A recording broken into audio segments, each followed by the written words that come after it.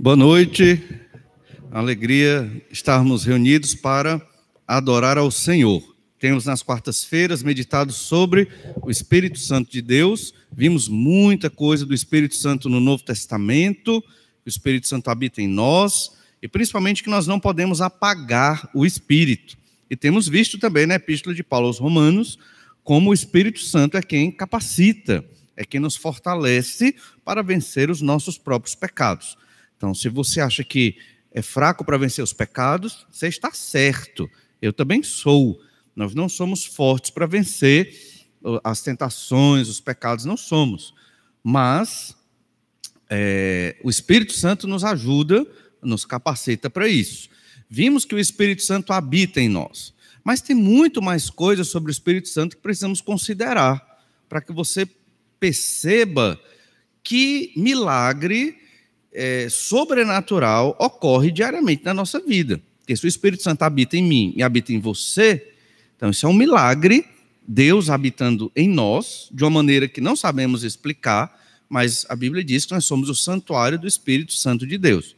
E nós queremos conhecer mais do Espírito Santo, que é uma pessoa, não é uma energia, não é uma força, é uma pessoa, é a terceira pessoa da Trindade, e nós queremos saber mais do Espírito. Por quê? Porque quando Jesus subiu ao céu, a promessa é que esse Espírito viria, e veio, e é Ele que nos fortalece. Olha, se você é crente até hoje, não é porque você é bom, é porque o Espírito de Deus está te sustentando, a mim também, e é pela graça de Deus. Se essa igreja está de pé até hoje, é porque é o Espírito Santo de Deus que sustenta as pessoas que compõem esta igreja, os irmãos, porque nós não temos condição. Perceba bem, então, o que é dito sobre o Espírito Santo no Antigo Testamento. Primeiro, em Gênesis capítulo 1, verso 2, nós já observamos o primeiro versículo que fala do Espírito Santo. O Espírito Santo aparece muito pouco no Antigo Testamento com o nome de Espírito Santo, cerca de 3 vezes apenas. Na verdade, ele aparece como o Espírito de Deus, ou só Espírito. Nesse caso aqui, em Gênesis capítulo 1, verso 2, nós lemos assim: a terra, porém, estava sem forma e vazia, e havia trevas sobre a face do abismo, e o Espírito de Deus pairava por sobre as águas. Lá em Hebreus, capítulo 1, do verso 1 ao 3, é dito que Jesus estava na criação, com o Pai criando todas as coisas, mas o Espírito Santo também estava na criação. O Criador, o Espírito também é Criador, e Ele habita em nós. Que pessoa importantíssima está dedicando sua vida, o Espírito Santo de Deus, dedicando sua vida para nos orientar, né, a fim de que vençamos os pecados e sirvamos a Deus para a glória do nome dele. Parou para pensar nisso? Você dedica sua vida a alguém? Geralmente nós dedicamos, né? A nossa esposa, a esposa ao marido, aos filhos, aos irmãos. Mas o Espírito Santo, ele tem essa dedicação a nós. E o que é que nós fizemos para o Espírito ter esse amor para conosco? Nós não fizemos absolutamente nada. Nada. Pelo contrário, a gente só dá trabalho, só dá problema para o Espírito, e o Espírito é quem nos fortalece para vencermos as tentações, os pecados, termos força, a fim de que a nossa adoração chegue até o Senhor. Até a nossa oração, a gente vai ver isso em outro momento, é o Espírito Santo que interpreta, traduz e leva até ao Pai. Percebe então que o Espírito pairava sobre as águas. Em que sentido? É difícil explicar como é que esse Espírito pairava sobre as águas, a não ser o fato de que ele colaborou para a criação também. E aqui é importante destacar que não é correto dizer que no verso 1 de Gênesis 1, Deus criou todas as coisas. Aí tem uma turma que explica isso, né? Mas o que eu vou dizer agora, mas é errado. Aí Satanás caiu na terra e tudo se desfez, aí Deus fez de novo. Não é assim, certo? O verso 1, Gênesis 1, Deus diz que criou o universo, né? No princípio criou Deus os céus e a terra, o universo. E a partir do verso 2 é dito como foi que Deus criou. E aqui está a terra sem forma e vazia e está o Espírito lá.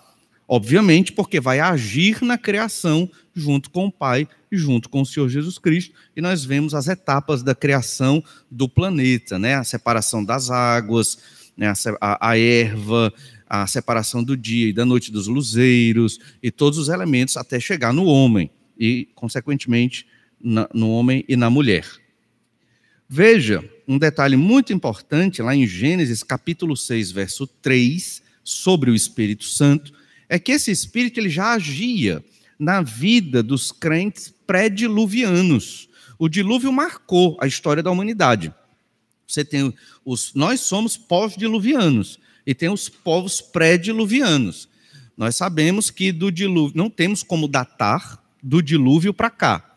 A datação pela arqueologia é a partir de Abraão, Gênesis 12.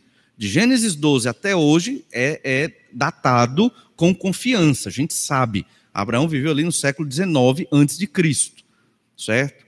Aí é possível datar. Antes de Abraão, não dá para datar. Então, nós não sabemos quanto tempo foi o período de Gênesis 1 até Gênesis 11. Não sabemos. Pode ter sido 5.000 anos, 10.000 anos. Pelas genealogias, vamos tentar contar. É impossível, porque a genealogia marca, normalmente, as personalidades mais importantes. Aquelas genealogias não são precisas, exatamente um pai, depois um filho, depois outro pai, outro filho. Não é assim, então não dá para datar. Mas olha que coisa interessante dos povos pré-diluvianos, lá em Gênesis 6, verso 3. Então disse o Senhor, o meu espírito não agirá para sempre no homem, pois ele é carnal, e os seus dias serão 120 anos. Antes do dilúvio, o Espírito de Deus, que é o Espírito Santo, agiu na descendência de Adão, de Sete, e dos crentes daquele período. Haviam crentes naquele período, obviamente, convertidos, crendo no descendente que viria da mulher, que é o Salvador. Eles tinham esse entendimento, e era o Espírito Santo que agia na vida deles. Só que Deus disse, não vai agir mais nesse povo, vai um prazo aí de 120 anos, ou seja, toda a humanidade foi morta no dilúvio, exceto Noé e sua família. E então o Espírito Santo passou a agir num dos filhos de Noé, especificamente Sem, de onde vem os semitas, de onde vem Abraão, que era semita, e de Abraão a nação de Israel. E, obviamente, aqueles que creram na mensagem de salvação no descendente que foi pregado lá em Gênesis 3,15. Então veja que o Espírito Santo já agia por conta do pecado que estava abundante no planeta, muito provavelmente, relacionamento de casamento entre crentes e não crentes. Creio eu que foi por isso que Deus mandou o dilúvio, isso estava generalizado, e então o planeta mudou. O dilúvio mudou a geografia do planeta, a constituição da humanidade, e uma nova humanidade, a partir de Noé, se iniciou ali. Mas veja também como o incrédulo percebeu a ação do Espírito Santo no Antigo Testamento. E aqui nós estamos falando de Faraó, lá em Gênesis 41, verso 38. Olha Gênesis 41, verso 38. Então você sabe que o Espírito agiu na criação, o Espírito Santo agiu nos povos pré-diluvianos, ele tinha uma influência, muito provavelmente semelhante à de hoje, convencendo do pecado, convencendo para a salvação. Mas em Gênesis 41, verso 38, nós lemos: disse Faraó aos oficiais, acharíamos porventura homem como este, em que há o Espírito de Deus? Ele estava falando de quem? De José. Então Faraó, sem conhecer muito sobre Deus, sem saber, obviamente, muito sobre o Deus de José, ele disse, o Espírito de Deus está nesse homem. E o que é que José fez? José interpretou ali o sonho de Faraó e recebeu a bênção de Deus de administrar a maior potência do mundo naquela época, do mundo antigo, que era o Egito. Deus, obviamente, o colocou ali. Lembre-se que José era um homem que confiava na palavra de Deus, confiou na revelação que Deus deu para ele, e mesmo amargando momentos difíceis, como a rejeição dos seus irmãos, quase o mataram, a injustiça de Potifar, que o levou à prisão, o esquecimento ali de um dos seus companheiros de prisão, que não se lembrou dele, para poder libertá-lo dali. Então, mais de 2 anos ficou no cárcere, ou seja, mesmo interpretando corretamente o sonho do padeiro e do copeiro ali. Resultado, José, apesar de muitas tristezas na vida, ele nunca deixou de confiar no Senhor.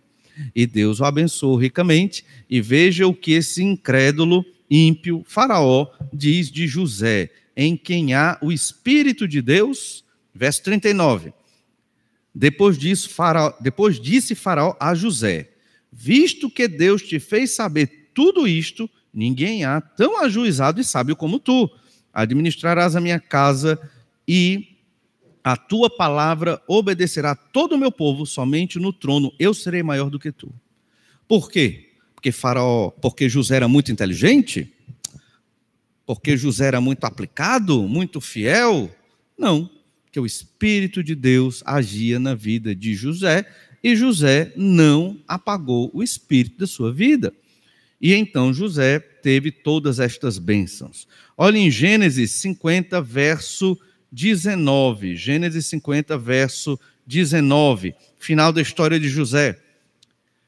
Respondeu-lhes José: não temais, acaso estou eu em lugar de Deus? Vós, na verdade, intentastes o mal contra mim, porém Deus o tornou em bem, para fazer como vedes agora, que se conserve muita gente em vida. Jacó, o pai deles, morreu.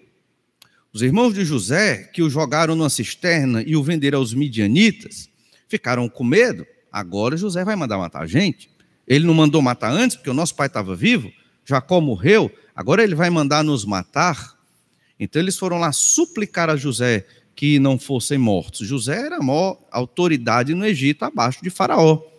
E José reconhece que tudo que ele é e tudo que ele tem veio de Deus. E ele diz: acaso eu sou Deus? Estou no lugar de Deus? Essa sabedoria, irmãos, só vem de quem é controlado pelo Espírito Santo de Deus. Isso não é humano. Você ser vendido, quase morto, e sofrer muitas injustiças, preso e tudo mais, e mesmo assim perdoa e cuida desses irmãos que quase o mataram. José realmente tinha o Espírito de Deus na vida dele, agindo sobre ele. E da mesma forma o Espírito, da mesma forma não, mais intimamente o Espírito Santo age em nós hoje. Só não podemos apagar o Espírito. Alguns crentes não querem ouvir a voz do Espírito, alguns crentes não querem se submeter à vontade do Espírito Santo de Deus. E pensam diferente.